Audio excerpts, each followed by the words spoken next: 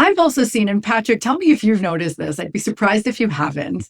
Some people become leaders almost as if they're playing one on TV or they're mimicking leadership that they've seen in the past because they say that's what a leader Yes. is supposed to do. That's what a leader is supposed to say. Welcome to Leadership and Motivation Unleashed, practical leadership for modern workplaces. A podcast where we explore actionable strategies to help you lead with confidence, build cohesive teams, and create thriving workplace cultures. We're here for the career-focused professionals climbing the corporate ladder, the managers navigating team dynamics, and the leaders shaping the future of work. In each episode, we'll break down challenges, share practical advice, and leave you with insights you can apply today.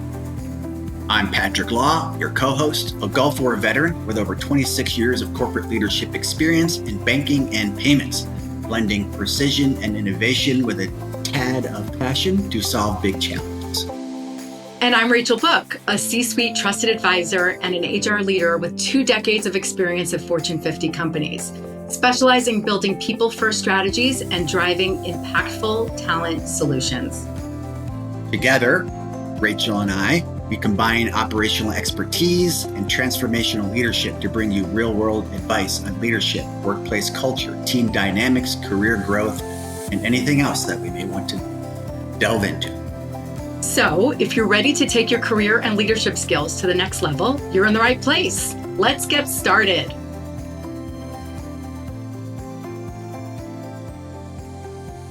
Okay, so our topic today is leadership. Leadership erosion, leadership adjustments, modifications, how leadership has changed over time. And so, Patrick, what I'm curious to talk about today is just some thoughts on leadership in general. Is leadership a skill that is it nature versus nurture? Is somebody born with it? They're a natural leader? Or can it be taught to somebody who just seems to not have zero of it? And then I'm also curious about chatting through how we perceive our leaders, right? A lot of us have great expectations for our leaders, whether they're leaders in our workplaces or in our governments or in our communities. And sometimes it's hard to separate the person from the leader. You can have great respect for somebody professionally, but maybe personally, they're not so awesome. Or sometimes it's vice versa. Somebody could be the nicest, greatest person on a human level, but maybe they're not the most awesome leader. And how do we as recipients or beneficiaries of those leaders separate that? Boy, there's like 13 doors to open on this. I know, and it's up to you to decide which one to go through. All right, I'll probably grab 3 or 4 and mush them all together. How about that? Sounds great. My exposure to leadership really began in the military, obviously, right? I mean, the military is based on some pretty intense and extreme hierarchies within very intense discipline and accountability. I've mentioned on another of our recordings that without being all drama laden, I mean, the military is a life and death exercise. Yeah. Whether you're in people get hurt in training. I mean, the media doesn't cover a lot of it or the military doesn't release it, but every day there's someone getting hurt because you don't train half-ass. You go all in and you're using real equipment and real gear. And if they don't get you early when you enter the military and teach you the discipline of movement, of thinking, of actions, and it doesn't become just drilled in muscle memory to where when things really do hit the fan or things get real or it isn't like second nature with the behaviors they want you to execute with to keep you safe and the people around you safe. So if you skip past that part, that was my first exposure to good leaders and bad leaders. And the military is just a reflection of society. There's good players and bad players, good actors and bad actors. Like not everyone in the military is A++++. Just like in the civilian world, not everyone's A+++, either as associates or soldiers or leaders or bosses or generals or colonels or captains, whatever. Like it's just a bunch of human beings trying to figure themselves out and figure the world around them out and trying to shepherd and herd or motivate people together to march in unison. So I was fortunate that I served in units with amazing leaders, and you've met a few of them. Yeah. It was just luck. It was luck. I just happened to be sent to Fort Carson. I just happened to be there when Operation Just Cause went down, and then Desert Shield and Desert Storm, and you just kind of end up in this really interesting cycle of being with the same people for a while because you're doing things that you need to stay together for.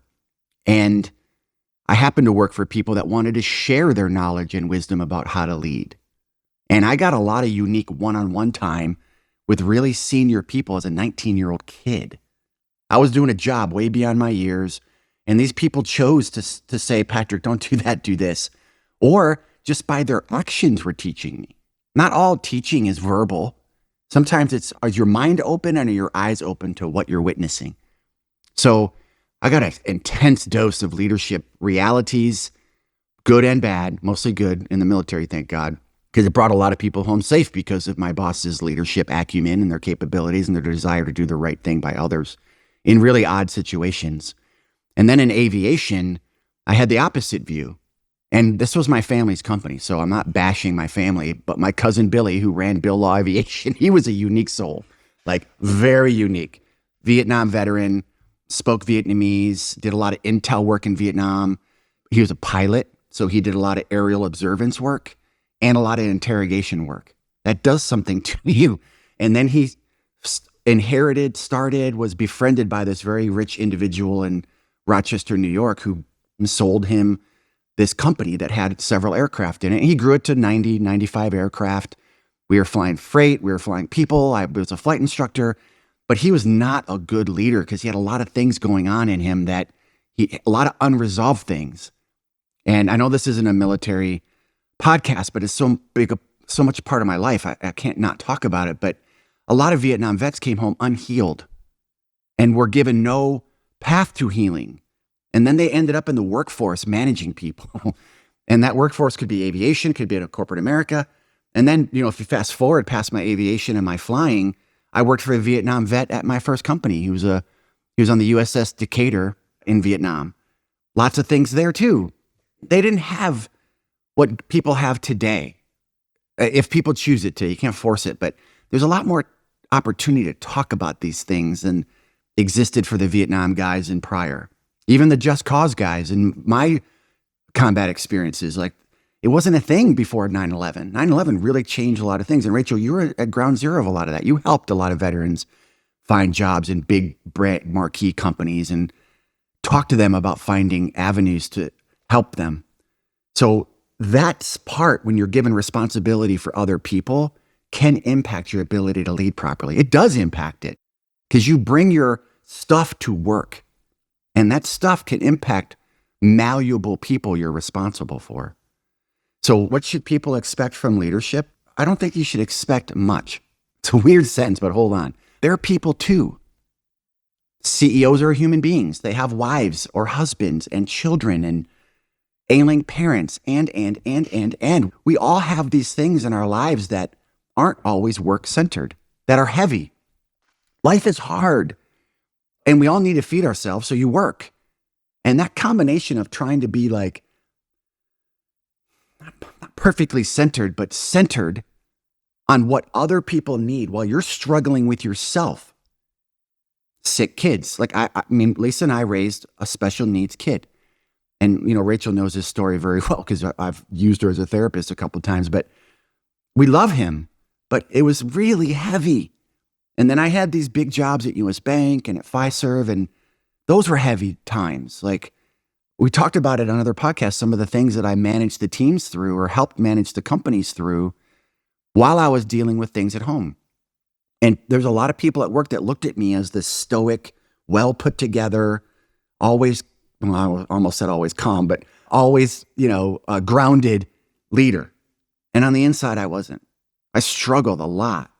Lisa struggled a lot. I struggled a lot. And then we went to work. And people needed me or maybe I projected onto them. I felt they needed me to be always put together, always on. And you know what? For the most part, I tried to be.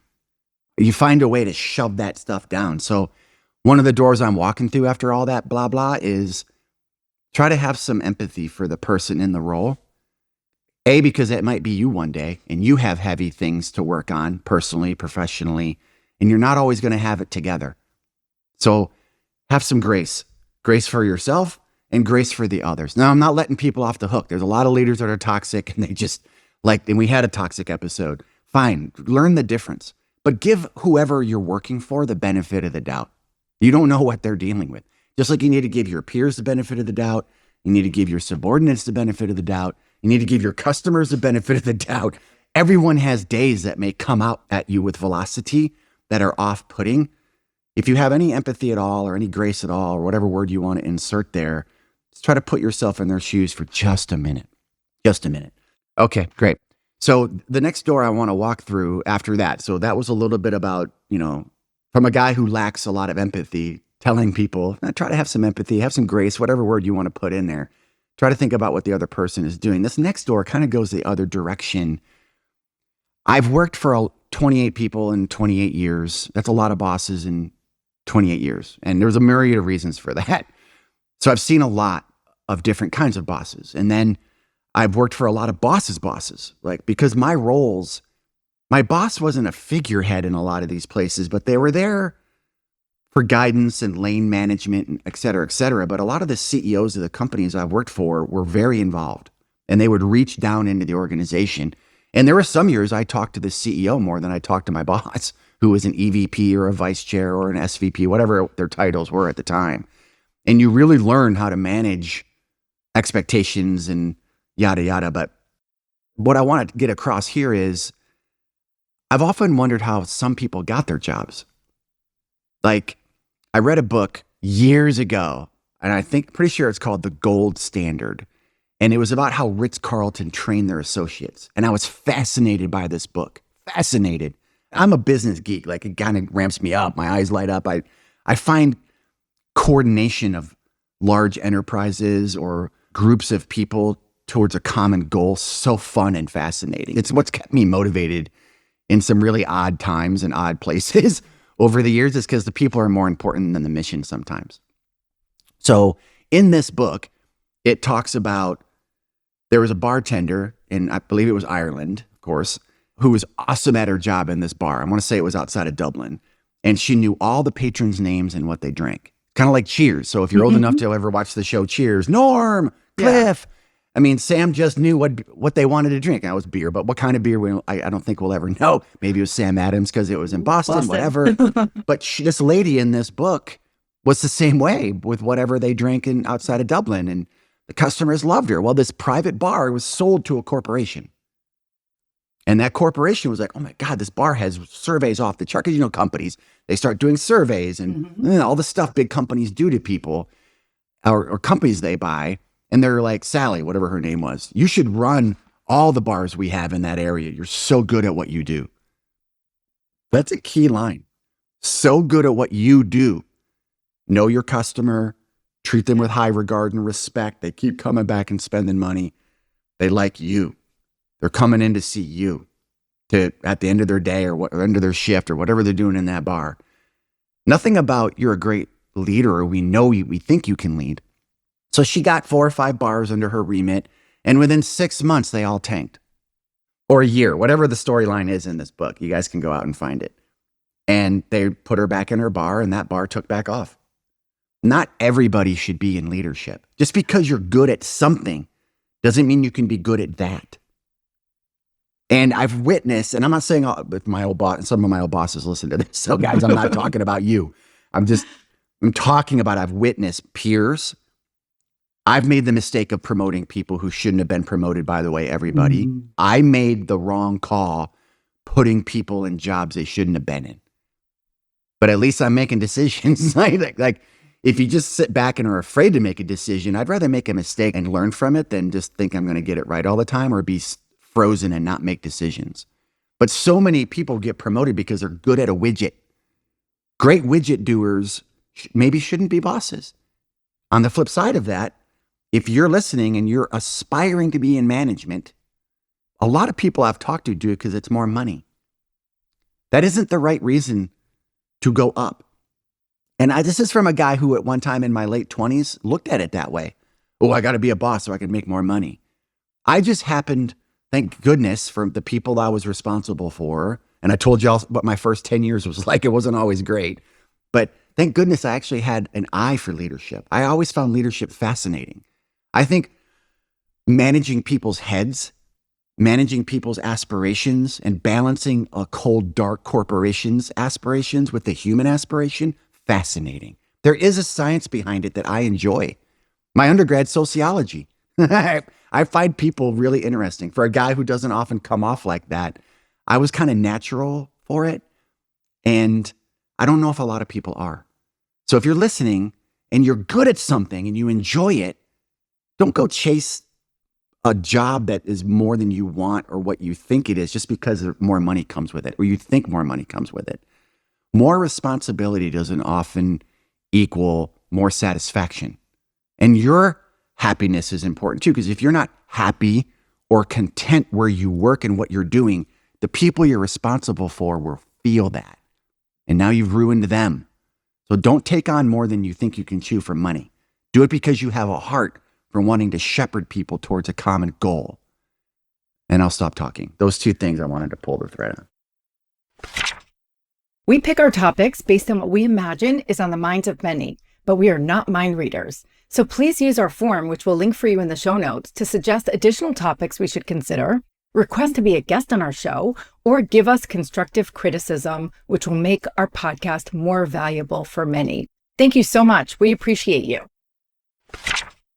Those are beautiful and powerful messages. And I feel like we could mic drop and end this episode now because there was so much gold there. And I'll just pull on a couple of threads. We should come back to this topic because there is so much more that we can talk about here.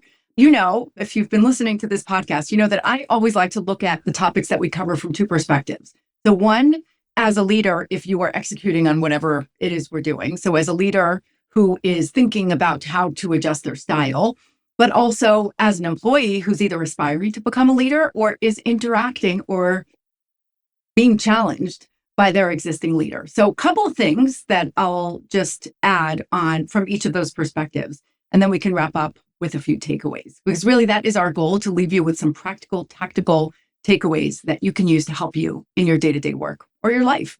And so, Patrick, thank you so much for calling out the empathy aspect. And, you know, you always like to say you don't have empathy. And I think you and I are unique in that empathy is actually really low on our Gallup strengths.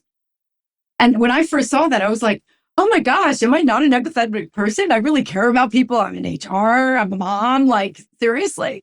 And one of the senior consultants at Gallup actually explained to me that if you're low on Gallup empathy, it doesn't mean that you don't care about people. It doesn't mean that you can't share space with someone when they're going through a hard time or, you know, have the capacity to understand what they're going through. It's that it doesn't stick with you and weigh you down. So it's easier to kind of move off and then do your thing, but while still caring about people in the background. So Benny Parada said to me once, because she had really low empathy as well, right? At least that's what she would say. I love her to death. So if she's listening to this, you know, you're good. Don't be nervous about what I'm about to say. But she would say, she thought a lot of what happens in our careers and the jobs we do blunt our own lens of of what empathy we do have. yeah. Because so much of what we do is hard and sometimes cold and counter to like soft things. I'm not saying it as well as she did, but she had a point. Like sometimes your experiences kind of blunt those things. Well, I think it's our brain's way of protecting us, right? Because you become desensitized to things over and over. That's the word. I think she Right? actually used that word, desensitized. And it's a coping mechanism, right? So we have friends who, it's so funny, this couple who are friends of ours, they are the happiest, most well-adjusted people, and they have the most depressing jobs. He's an oncologist and she's a divorce attorney. Oh, Like, could you imagine? Like, you would think, No. oh my gosh, what goes on in their house when they come home from work? But because they are healthy, and I'm sure that they sought help for it or put a lot of time and effort into making sure it didn't, you know, impact their lives. But yeah, the interesting nuance. So, you know, the leader that you mentioned that's going through a really, really hard time in their life, right? And sometimes it's temporary, sometimes it's permanent. Sometimes people are just bad leaders. They could be really, really good at their job, but they're not good at the people part. They're not paying attention to it because there's something else acute that's going on. And they've decided that they don't care, either because it was the best business decision or just because that was their decision and that was their priority level. How to unpack how to make that decision and when to make that call is really, really tough. And I think somebody needs to bring other people in on it just to make sure that they're balancing and sometimes inviting others to serve the roles that they're not able to. So if you're a leader and you say, hey, I'm not going to be able to pay attention to people, or I'm going to skip all my one-on-ones, or I know that I'm going to drop the ball on some of these things, they should reach out and find a colleague or another leader or their HR partner or someone to fill that gap. But as an employee who's experiencing that, right, it might be really jarring for you because, sometimes when you've always dreamed about working for a particular leader because they've been known to be the best boss and they've helped accelerate people's careers and they've accomplished so much and they're so brilliant and they're all over the place. And then sometimes you get on that person's team and you know what they say, you get too close to the sun and all of a sudden you're like, wow, I'm really disappointed in this person. They're not as awesome as they made themselves out to be, or they're just a regular human being, or they're actually they don't always make the best decisions, or they don't always treat people properly. And it could be really disappointing. It's like some people say, you don't ever want to meet your heroes, right? Mm-mm. And I think it may not be so fair to put so much pressure on one person, right? And as a manager or as an employee, right, we're never going to get all of our support and education and mentorship and satisfaction from a single boss or from a leader. And people will disappoint us, and that's okay because nobody is perfect. Ever, right? They might pretend to be, but they're never perfect, ever. I was just going to say, people should just be honest about themselves. Be self-aware. Yeah. And you've seen me say out loud to people, I screwed that up. Oh, and you know what? It's so valuable to say that because creating the illusion of perfection creates this confusion. And then this sense of whoa, you're not who I thought you were. And so this is easier with time when you've lived on the planet for longer and you've experienced more things. But, if you have a leader who's disappointing you in their leadership, in their personal life, obviously, there's some red lines, right? Whether it's ethics, whether it's integrity, that you should set for yourself that say, hey, I will not work for someone if they cross this line, and that's totally okay. Mm-hmm. But if somebody's having a bad day or a bad week or a bad month, or they're really great in one area, not another area, try and find that part in someone else. Your boss does not need to be your mentor. And sometimes they shouldn't be, right? Because there's too much at play there in terms of their ability to control your career. And so I would say, look around you. Sometimes it's at the same company. Sometimes it's in a different company. Sometimes it's in a completely different industry or domain. They don't even need to be more senior than you. They could be a peer. They could be somebody who has more experience. And assemble your own personal board of directors, right? Where you get what you need from each person. So you might ask your boss the technical questions or the political questions that focus on your own organization, but you may find the guidance that you need from in other places. And that, I think, is probably a better way to go about it. Because again, people will never be perfect and they'll always disappoint you if you expect too much from a single person at a single time. So keep that in mind. Another nugget that I would say is, when leaders craft their own leadership style, it's rare and unique and refreshing when you see someone who can just kind of be themselves, right? And they apply their own strengths and their own personality characteristics to what they do. But I've also seen, and Patrick, tell me if you've noticed this, I'd be surprised if you haven't. Some people become leaders almost as if they're playing one on TV, or they're mimicking leadership that they've seen in the past because they say that's what a leader is supposed to do. That's what a leader is supposed to say. And in my experience, that rarely works. If you've seen it work and you disagree, please tell us because I'm so curious to hear your experiences. But it rarely works because it's not authentic and it's not real. But sometimes people can't help it because we all look around us and our experiences are accumulation of what we've seen and what we experience. That's why it's so important to have diversity on our teams in terms of people who see the world a different way, people who've had different experiences in life, been in different places, right, have done different jobs, because that forms who they are and how they act. And so back to the episode that we recorded a couple of weeks ago, on toxic environments. Sometimes when people see toxic leadership or they experience that, they may not even realize it's toxic because that's what they've seen. So they're just mimicking those behaviors, they're repeating them, and that can create a cycle of poor leadership that can go on for generations and generations. Mm-hmm. And so if you think you might be doing that intentionally or unintentionally, take a pause and think about which of your behaviors are learned. And then are they working or are they not working? Bring people around you who are observing your leadership and ask them for their feedback. And you might get some very, very interesting guidance and input that could be really helpful to you. Or if you're an observer, if you're a leader and you're seeing somebody kind of mimic somebody else's leadership and it's not awesome, or they're just kind of pretending, reach out to them and help guide them and give them the permission to be themselves, right? Ask them, hey, this and this tactic that you do or the way that you run these meetings, where'd you learn that from? Or where have you seen that? Or I've never seen that style. Or how did you decide to approach this way? And they might tell you that they've learned it from that person. And again, knowing that there's a time and place for everything. A leadership style, first of all, that leadership style may never have worked and people may always have hated it, or it may have worked at a different time and place, right? And I'm not just saying that things that were acceptable years ago are not acceptable now because we have to be nicer to people. That's not what I'm saying. What I'm saying is that the business world and the environments that we live in are different. The cycle of innovation is faster. The skills that are needed to be successful, right, are not just being a specialist in one area, but you need to be more of a generalist. You need to synthesize pieces of information to be successful. The teams, whether we're managing distributed teams, whether we have a combination of onshore, offshore contractors, employees, the variables are so different. So the leadership styles that have worked in the past may not continue to work currently and in the future. And so take a step back and consider, what you might be able to change and ask your team for their feedback because they will tell you, right? And if you know that there are aspects that you're not great at, bring others in to fill in. You can hire consultants to help guide you. You can bring in different people from your company to fill in the blanks because you're never going to be all things to all people, and that's okay. That's the beauty of teamwork. I'll say, and then we can close on this one, is, do you know who Marcus Buckingham is? That name sounds very familiar, but I don't.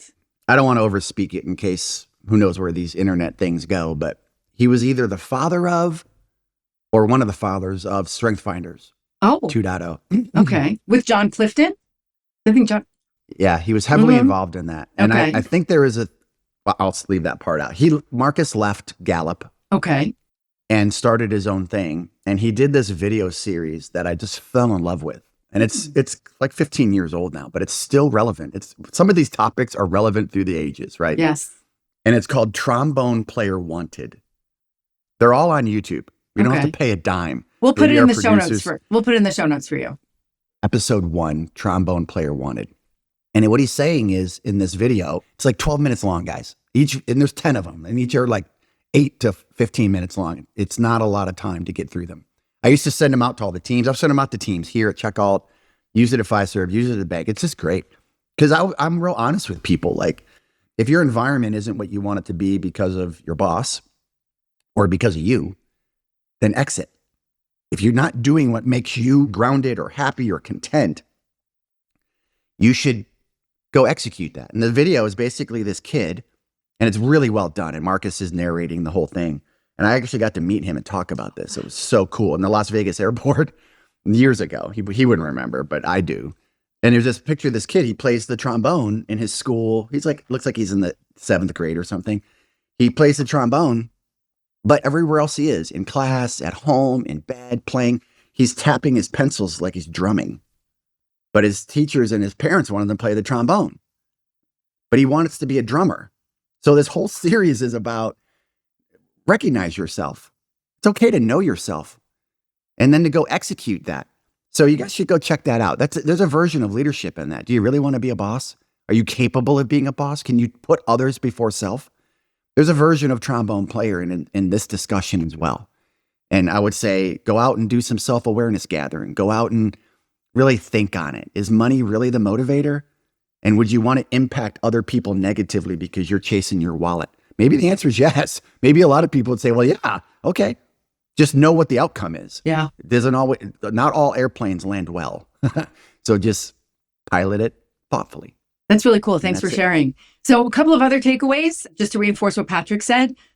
Leadership is not for everyone. It does not have to be for everyone. So if you're not into it, there are many other paths. And there are other paths, especially nowadays in technical fields and sales fields, where you could become a very specialized senior individual contributor and grow your career and make a lot of money without having to be responsible for people. So that is a path. If you are a leader and you want to be a leader, but you recognize that you're not great at it, there are resources for you, right? We've talked about some of them, and there are ways to get better at being a leader. So nurturing your leadership skills is possible. And then as an employee, give your manager some space, recognize that they are not heroes. They are imperfect, just like everyone is. And if something is missing for you, if it crosses a red line, you've got a big decision to make, right? About whether you want to associate yourself with that particular leader. But if that leader's just not giving you everything you need, you can find it in other places, right? It may be difficult for some more than others to compartmentalize, but it is possible. So thank you so much for joining us today. Really enjoyed this discussion. Bye, guys. Thanks for tuning in to Leadership and Motivation Unleashed. If you enjoyed today's episode, please leave us a rating and review. It only takes 1 minute and it helps the show grow and reach more leaders like you in search of advice and motivation. And don't forget to subscribe so you never miss an episode. Please remember to share with your friends and family and coworkers, mentors, trusted advisors. This show is for everybody. See you next time.